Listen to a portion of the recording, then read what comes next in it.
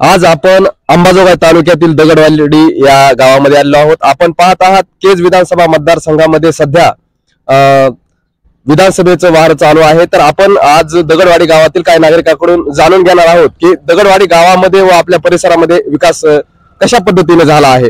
नमस्कार काका। चांगला विकास झाला। निमित्ताताई मुंदडा यांच्या आम्ही मार्फत आहेत सगळे।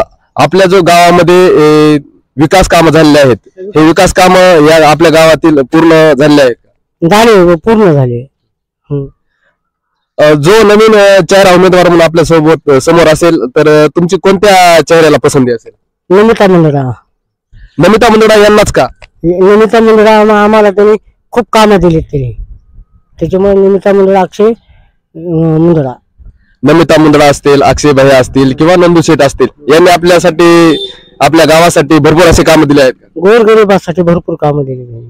आम्ही त्यांची शिव कुठं जातच नव्हतं। आम्ही एक निष्ठ माणसं आहेत। आम्ही तुम्ही मुंदडा परिवाराचेच एक निष्ठ का?